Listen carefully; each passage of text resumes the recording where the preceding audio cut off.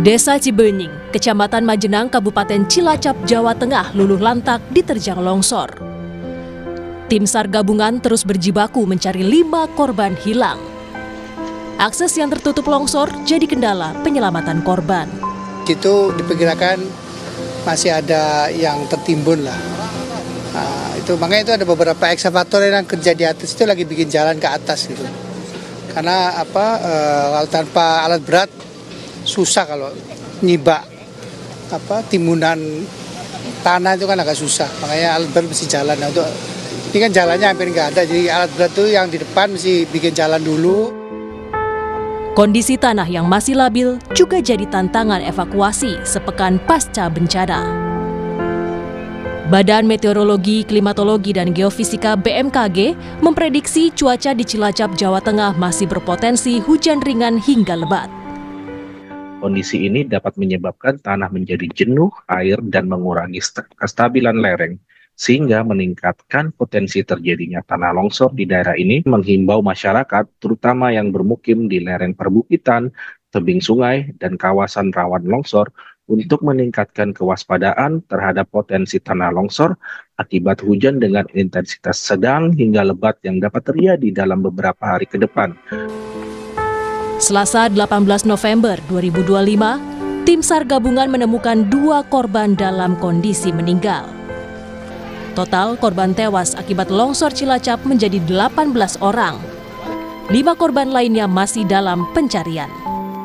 Jadi didasarkan pada pelaksanaan operasi SAR hari ini, di mana korban pada worksite B2 ditemukan sejauh 10 meter dari lokasi rumah, maka kami besok pagi dan seluruh tim SAR gabungan akan melaksanakan operasi SAR dengan jarak pencarian dari titik rumah menuju lokasi pencarian itu kurang lebih 10 sampai dengan 15 meter. Warga yang terdampak longsor masih bertahan di pengungsian dan mendapat pemulihan trauma dari anggota Polresta Cilacap. Tim Liputan, Kompas TV. Saudara, korban tewas akibat longsor di Desa Cibenying, Cilacap, Jawa Tengah mencapai 18 orang, sementara 5 orang lainnya masih hilang. Dan hari ini, saudara, adalah hari terakhir pencarian korban. Apa yang akan dilakukan hari ini untuk memaksimalkan pencarian? Kita tanyakan langsung kepada Kepala Pusat Data Informasi dan Komunikasi Kebencanaan BNPB, Abdul Muhari, telah bergabung bersama kami melalui sambungan daring. Selamat pagi, Assalamualaikum Pak Abdul Muhari. Selamat pagi, Waalaikumsalam Mbak Adisti. Iya Pak Abdul Muhari, ini kan kita tahu jadi hari terakhir pencarian. Masih ada 5 orang lagi yang diperkirakan masih tertimbun bencana tanah longsor di sana. Apa yang akan dilakukan atau apa yang akan dimaksimalkan dalam proses pencarian di hari terakhir ini, Pak Abdul Muhari? Iya, untuk hari terakhir ini tentu saja seluruh personil masih akan tetap berupaya maksimal, khususnya di site pencarian ya, yang menjadi fokus yang selama ini mungkin sedikit belum bisa dijangkau. Kemarin sudah bisa ditembus oleh alat berat, dan saat ini personil masih tetap lebih kurang 600 personil gabungan. Alat berat ada sekitar 25 alat berat, K9 anjing pelacak juga masih 18 ekor ada di lokasi kejadian. Nah, ini memang hari terakhir dari 7 kali 24 jam yang pertama sesuai SOP dari Basarnas. Waktu kemudian time pencarian itu ada 7 kali 24 jam. Kita nanti setelah pada penutupan upaya pencarian hari ini, kita akan kembali berdialog dengan keluarga korban yang belum ditemukan, Mbak Adisti. Sekiranya nanti keluarga korban nanti tetap menginginkan operasi pencarian dilanjutkan sampai jasad keluarga mereka ditemukan, tentu saja ini menjadi kewajiban bagi kami untuk meneruskan. BNPB dalam hal ini yang akan mendukung operasional pencarian itu akan menyanggupi itu untuk melanjutkan pencarian. Tetapi sekiranya nanti dari pihak keluarga mengikhlaskan, maka pencarian dalam personil yang terbatas dan dukungan sarana prasarana terbatas akan terus dilakukan, tapi prioritas nanti akan kita lihat di beberapa site saja.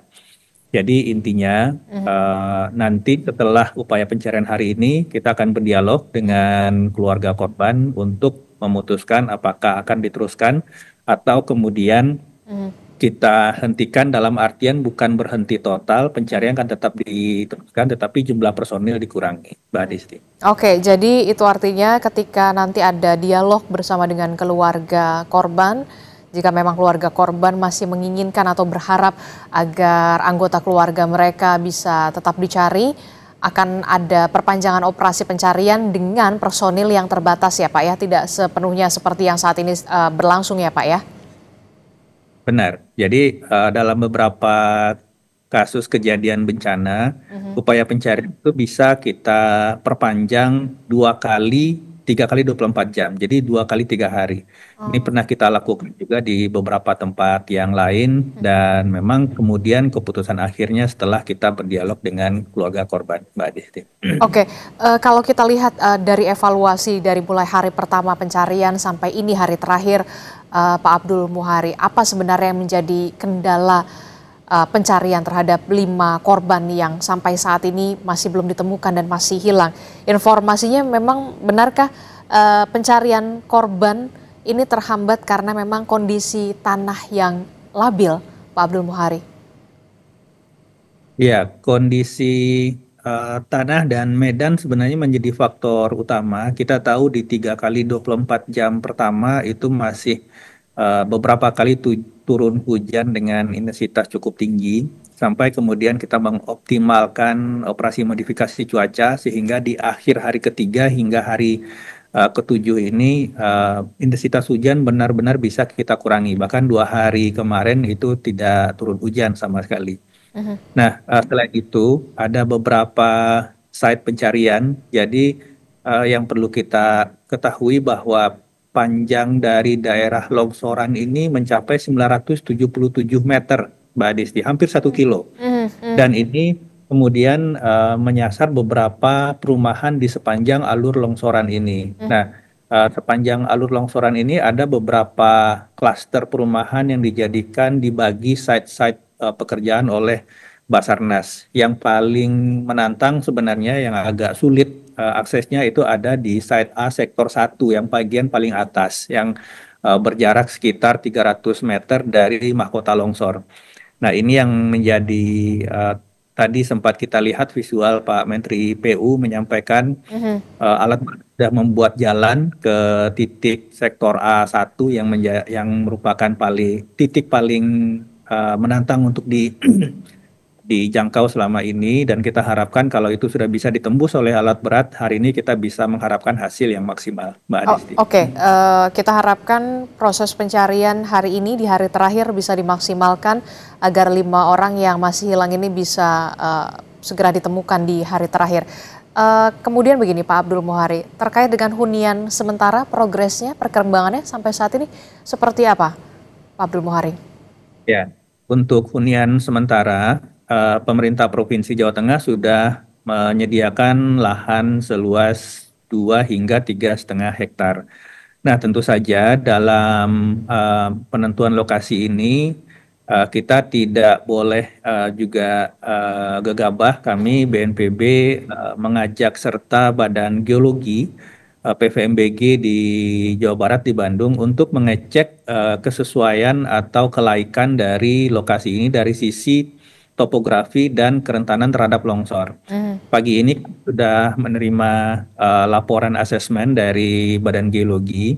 Secara umum memang lokasi ini masih termasuk daerah kawasan rawan longsor meskipun kategorinya rendah ke menengah. Jadi ini bisa kita gunakan tentu saja dengan beberapa penguatan-penguatan lereng atau penguatan lahan yang bisa kemudian menjamin masyarakat yang kita pindah ke sana tidak lagi menghadapi tantangan yang sama. Apalagi nanti kita akan berbicara tidak hanya relokasi sementara tetapi juga relokasi tetap yang tidak hanya bagi mereka yang saat ini kehilangan tempat tinggal, tetapi juga yang terancam kehilangan tempat tinggal nantinya kalau mereka masih berada di lokasi longsoran. Jadi ini yang masih kita pertimbangkan, tapi tidak akan butuh waktu lama. Hasil asesmen Badan Geologi sudah kita dapatkan, paling tidak dalam seminggu ini kita akan segera aksi di lapangan, Mbak Adisti. Oke, kita akan tunggu dalam sepekan terakhir begitu ya. Ini untuk di wilayah Cilacap, Jawa Tengah. Kita bergeser Pak, karena memang bencana tanah longsornya ini ada 2 lokasi begitu. Kita bergeser ke Banjarnegara yang masih di wilayah Jawa Tengah juga Pak Abdul Muhari. Informasinya, update perkembangannya seperti apa Pak? 26 orang diduga masih tertimbun, masih hilang atau seperti apa Pak update-nya? Iya, meskipun operasi modifikasi cuaca juga kita lakukan di langit Banjarnegara dan intensitas hujan berkurang secara signifikan, tapi kendala kemarin di hari Selasa itu upaya pencarian beberapa kali dihentikan karena kondisi material longsoran itu masih basah dan masih bergerak. Nah, ini tentu saja membahayakan bagi personil di lapangan kalau tetap melakukan atau bekerja Pencarian. di satu titik. Karena bedanya site antara Cilacap dan Banjarnegara ini, kalau di Cilacap itu daerah-daerah rumah yang terdampak itu berada di pinggir-pinggir alur longsoran, Mbak Adisti. Sedangkan untuk Banjarnegara, seperti kita lihat di visual ini, itu benar-benar menghadang alur longsoran. Jadi perumahan yang terdampak itu benar-benar berada di depan atau menghadang alur longsoran. Nah, kalau tim di lapangan bekerja kemudian masih ada pergerakan tanah, ini tentu saja sangat membahayakan. Nah, ini kemarin tim didampingi oleh personil dari Badan Geologi yang kemudian menyarankan ada beberapa kali upaya pencarian dihentikan sementara untuk melihat apakah pergerakan tanah ini membahayakan, bisa menyebabkan fatalitas atau tidak. Nah, hal-hal ini yang sangat kita pertimbangkan di lapangan, jangan sampai nanti upaya pencarian menimbulkan fatalitas yang baru. Kita harapkan siang ini, pagi ini bisa dicek ulang, tim di lapangan didampingi selalu oleh Badan Geologi yang memberikan kita rekomendasi apakah upaya pencarian bisa dilanjutkan atau dihentikan sementara atau hal-hal lain yang perlu kita perhatikan. Tentu saja kita mengharapkan upaya pencarian bisa optimal hari ini karena posisinya itu masih sama dengan hari sebelumnya, baru dua jasad yang kita temukan. Sedangkan masih ada data di posko 26 orang yang dilaporkan hilang oleh anggota keluarga yang hingga saat ini belum bisa dihubungi. BNPB sudah memetakan dengan mapping drone, baik itu drone untuk peta daerah terdampak maupun drone thermal. Kita sudah mengidentifikasi secara presisi titik-titik rumah mana yang terdampak sebelum dari kejadian sehingga penentuan site pencarian sudah bisa dilakukan dengan sangat detail. Tetapi sekali lagi, pencarian di lapangan benar-benar nanti akan melihat apakah kondisi tanah masih membahayakan atau tidak bagi personil di lapangan, Mbak Adisti. Oke, titik-titiknya memang sudah dipetakan begitu ya untuk di wilayah Banjarnegara, tapi kemungkinan ini masih menunggu kondisi termasuk juga cuaca karena memang jangan sampai membahayakan juga bagi para petugas yang ingin menyelamatkan korban yang masih hilang. 26 orang masih hilang, sementara 2 lainnya sudah ditemukan meninggal dunia. Apakah nanti akan ada pengerahan perbantuan alat berat yang nanti akan dikerahkan lagi ditambah atau personil atau seperti apa Pak? Informasinya kan akses menuju ke lokasi bencana tanah longsor di wilayah di wilayah Banjarnegara, Jawa Tengah ini sulit sekali. Ya, kemarin Kepala BNPB bersama Menko PMK sudah meninjau langsung kondisi di lapangan. Memang untuk akses lokasi menuju ke daerah terdampak itu sepanjang jalan itu masih ditemukan retakan-retakan tanah yang sebenarnya itu masih mengindikasikan pergerakan tanah yang masih aktif. Tetapi lokasi ini bukan tidak bisa ditembus, tapi memang challenging dan kemarin sudah kita diskusikan untuk pergeseran beberapa sarana dan alat perangkat seperti alat berat dan K9 dari Cilacap ke Banjarnegara nanti setelah yang di Cilacap selesai di akhir sore hari ini. Kita harapkan dengan pergeseran kekuatan ini dan pergeseran dukungan alat berat dan lain-lain tentu saja tidak hanya dari Cilacap, dari tempat-tempat lain juga kita lakukan pergeseran dukungan alat perangkat.